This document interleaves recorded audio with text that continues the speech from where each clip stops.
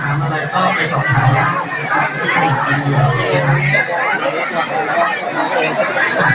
ขอสั้นๆแล้วกันทีนี้จะเป็นคำถามให้น้องๆหนูตอบนะครับมีรางวัลอยู่3 รางวัลเป็นรางวัลรถวิทยุบังคับนะครับใครเร็วไปได้นะคำถามที่1ซ้ำกับผมนิดนึงนะครับ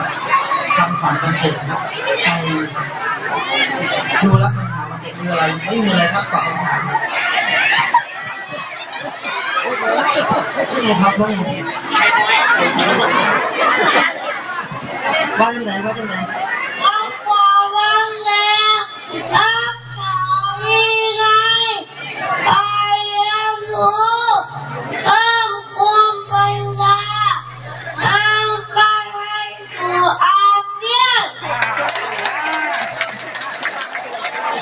โอ้เก่งมากครับเก่งมากครับ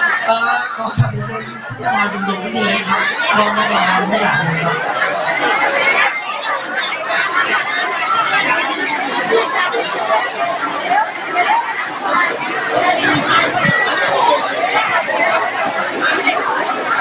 รับรางวัลครับโอ้ปรบมือเลยครับ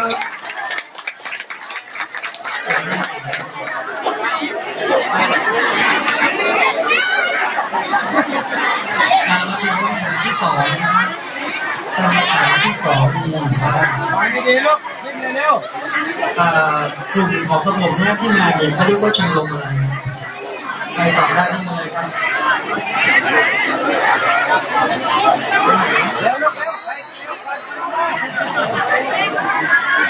วิทยุบังคับสมัครเล่นค่ะ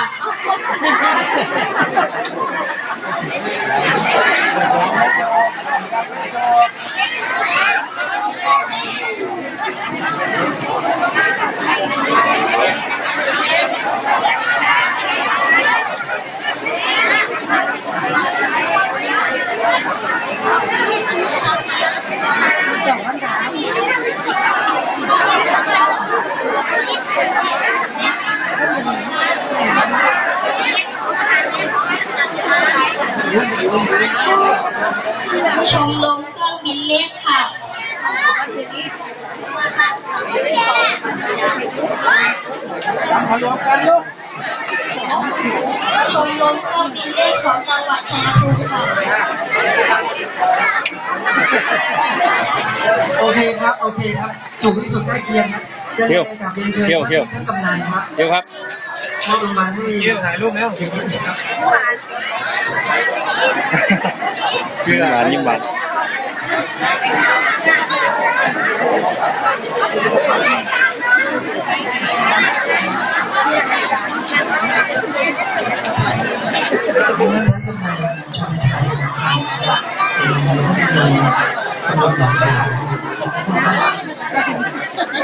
น้อง2 คนเมื่อกี้ไปไหนแล้วครับมานี่แล้ว2 คนนี้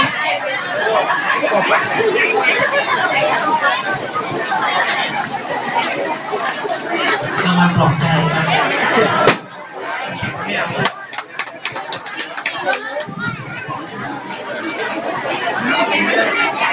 เรามาเป็นคำถามสุดท้ายนะครับ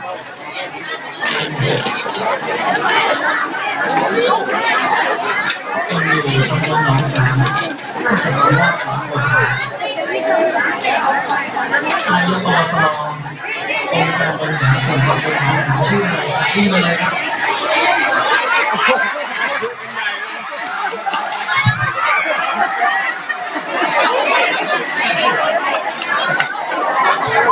ในอุทิศจอมศรีขยองครับรางวัลครับเชิญท่านนายกครับขอรางวัลครับ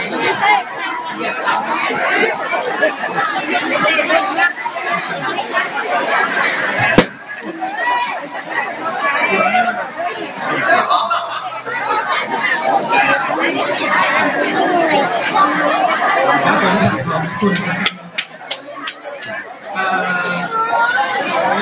จะมีการชุมนุมที่เล็กนะครับ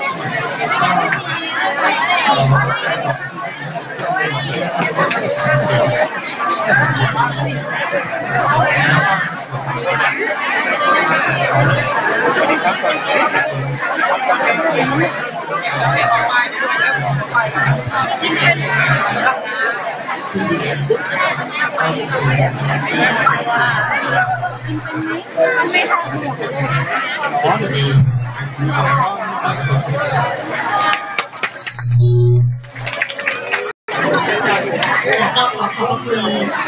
ณ